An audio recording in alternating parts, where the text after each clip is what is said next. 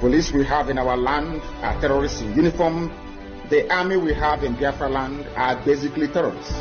They are there to aid and to support Fulani Janjaweed advancement to their country. And we are there to stop them, and we are stopping them, and will continue to stop them. By all standards, you say they've been technically But are they technically defeated. regrouping? Are you worried about the manner in which they look like they are resurging?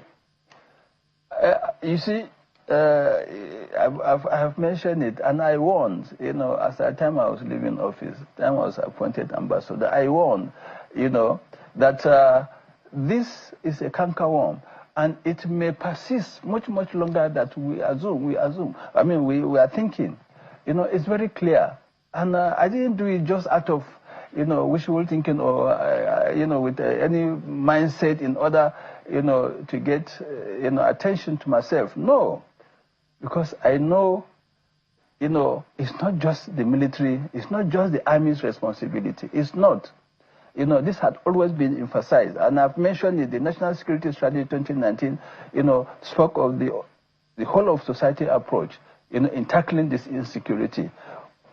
We have done our own up to 2018, 19, 2019, 2021, and so on. And those that took over from me continued. But was this sustained? The military has always been there. They have not left those places. And today, if you go to certain parts of the northeast and even some part of the northwest, you see roads, accessibility to certain areas. What you wanted was that the military should stay put and conquer those spaces and not allow these guys to go. No. This is development. When you say the whole of society approach, development, you know, infrastructure. They didn't follow through. The government has to bring roads, you know, rail, improve infrastructure, improve the social, you know, amenities or facilities in those countries, employment, and so on. These are some of the all of society is it approach. Too late to start working? It's not late. It's not late. So we need to go back to that whole of society approach, yeah. in ensuring that people get all of these amenities and be able to socio-economic issues. Exactly. But General, let me ask you: do you regret that when you were in office, you did not ensure the naming of the financiers of terror? Well, you see, this is another issue. That's why we over-rely on the military. We over-rely on the army. You know, everybody has his own responsibility. All right? You can't say I should be responsible to name the financiers of the terror. No, but the military under you, on the army under you, said there are those, you know, those people who are funding terror. The federal government of the day said they were going to name them. They know who gave them that info. The government knows where the source came from. You know, we have other agencies that are responsible. But did you feel frustrated that those names were not mentioned? Well, it's not a matter of mentioning the names. Action should be taken. You know. Action should be taken. And we see how these people work in the society today, and we know them.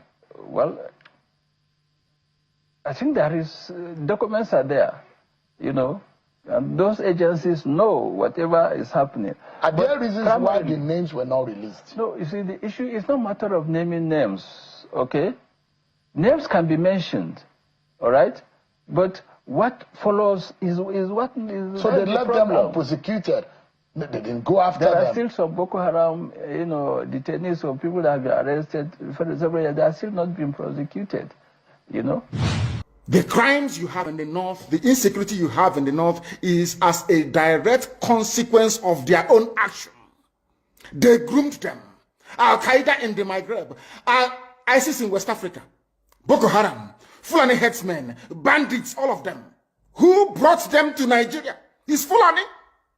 Fulani brought them into Nigeria. El Rufai brought them in. Bauchi State Governor brought them in. Are you people deaf and dumb and stupid? When you come out and you pretend, oh, we are one Nigeria. Go and show me. Somebody was asking, where is the boundary, where would the boundary of Biafra begin? And I asked the fool, where did the boundary of Nigeria begin? People from Niger come in and go as they like. Most of these idiots are from Niger. They are building a pipeline to Niger. They are building a railway line to Niger. They are building roads to Niger. Whereas where the money comes from, which is Biafra land, We don't have those infrastructure. No, we don't. But you're taking our money. You come to Izombe, you come to Ohaji, you come to Ebema, you come to Aguleri, you come to Ebonyi. You take our resources, sell it, get the money, and now you're building the way to Niger Republic. And you want me to be happy with you. Clap for you. Oh, Nigeria is doing well. One Nigeria. I think you are insane. You come to my land, you take our oil, you take our gas, you take our manpower, you take everything, our VAT, our tax that we pay. You are now building a road from Katsina to Niger, airport in Niger, refinery in Niger. You take oil, crude oil from my land, you take it to Niger, you refine it, you bring it back to me as a refined petroleum, or as PPS as you call it. And you're telling me that that country is viable. You're telling me that Nigeria should be supported. We are in one Nigeria. We are not going anywhere. And you're dying every day.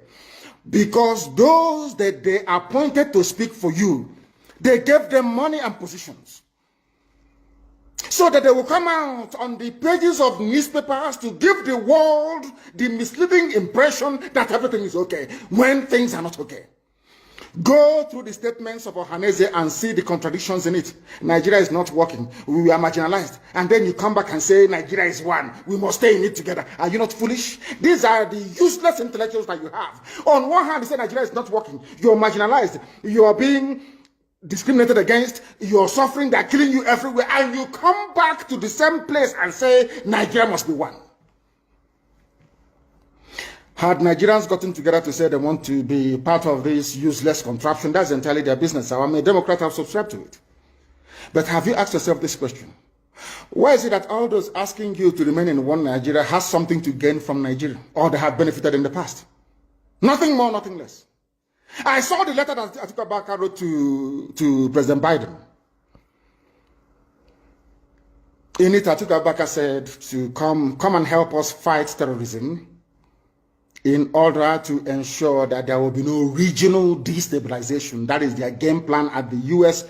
State Department for very many years, until we stepped in. They keep trotting out these lies. Once Nigeria breaks up, there will be destabilization in the entire region. I said it because you don't understand African history. Most of these people are not educated. When I say, they say I'm insulting them. No, I'm not insulting you. Most of you are not educated. In Africa, we are tribal creatures in Africa. In Africa, we are tribal creatures in Africa. We always go back to our village where we are born, where our umbilical cord, our long, where it was buried. That's where we come from. That is why every Christmas, Easter, New Year festival, or August meeting, you see us migrating back to where we come from. And I keep saying these things to Africans, they don't understand it. They don't understand it. Everywhere in Africa during Christmas, if you like, be in South Africa, if you like, let it be in Kenya, let it be in Rwanda, everybody from the capital goes to the village. If you go to Accra, the same thing happens. This past Christmas, if you like, go to Cotonou, go to Yaoundé in Cameroon. Everybody living in the capital cities of Africa, they go back to their villages. They go back to their tribes where they come from. Do they do that in the Western world? During Christmas, these people migrating from, oh, I come from Florida, I'm going to Florida. No, you don't. Because people come from where they are born. We come from where our ancestors were born. That is the difference between black people in Africa and those from Europe and other parts of the world. We come from, so if you ask somebody, where do you come from? He or she will mention their village. That is what makes us Africans. Very, very unique. If you destroy that, you're finished as a people.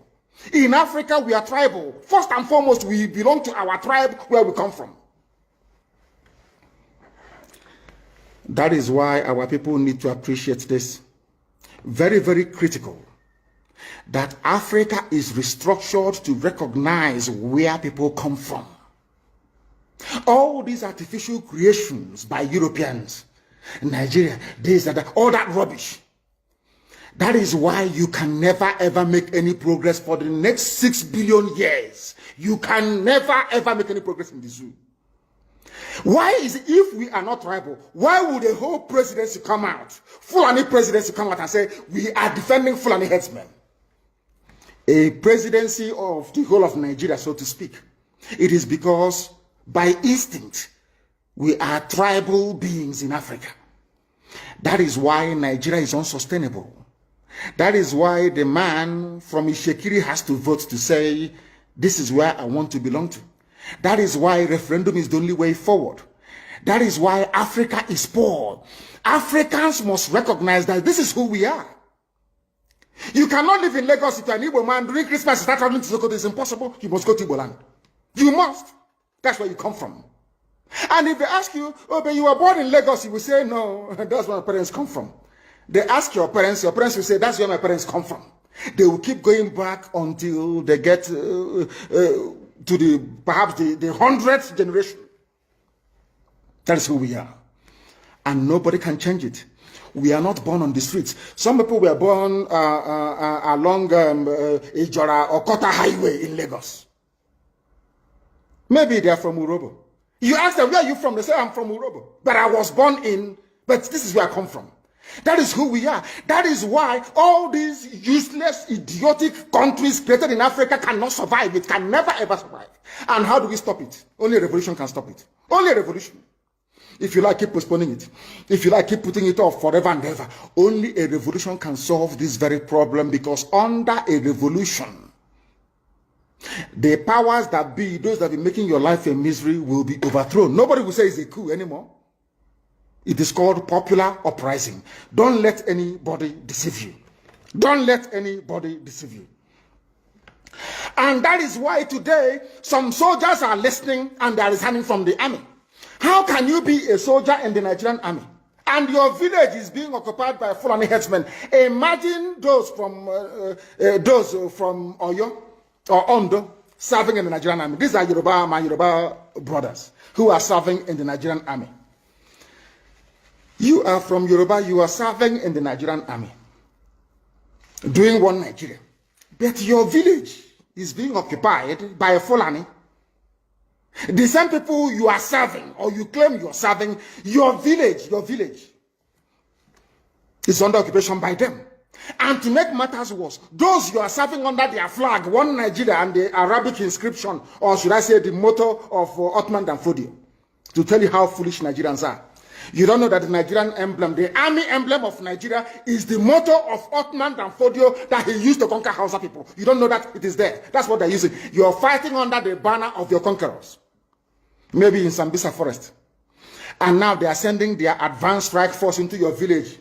And you're doing one Nigeria. I'm a Nigerian soldier. I'm a Nigerian army. That is why I commend the 127 soldiers that have resigned so far from the army. If you don't do these things I'm asking you to do, you will, when the time comes, as I'm telling them now, remember 2015, remember 2014, remember 2013, I told you all these things. I told you what was going to happen, and now they have all happened before your eyes. You've seen it.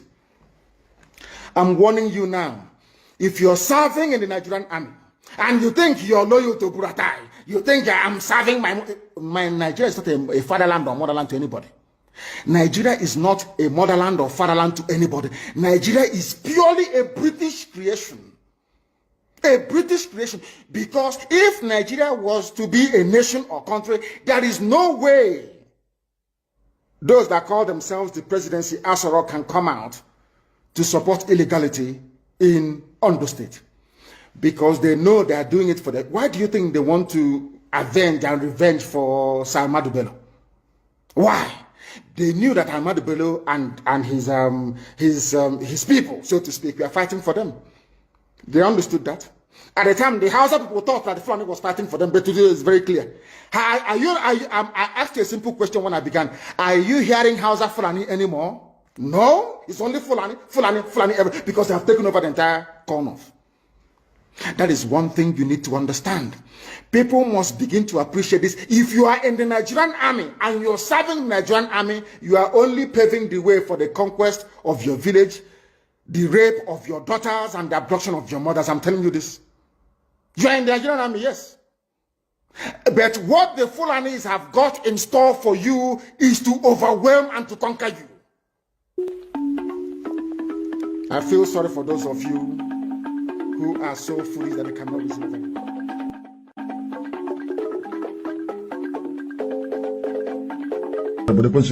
Nigeria. Lekwa Nigeria ma dosa ya Chineke na de ngosi. Onye ọbụla na-ekpe ekpere ka Nigeria wee wuru ofu nna nke bridge ndị dị etu a wee laa ha n'iyi. Just heard a message that echoes the cries of the oppressed and the resolve of the free. At Biafra Battle Cry TV, we stand firm in amplifying voices that challenge tyranny and defend humanity. Stay vigilant, stay united, and never stop speaking truth to power. Until next time, keep the fire of freedom burning.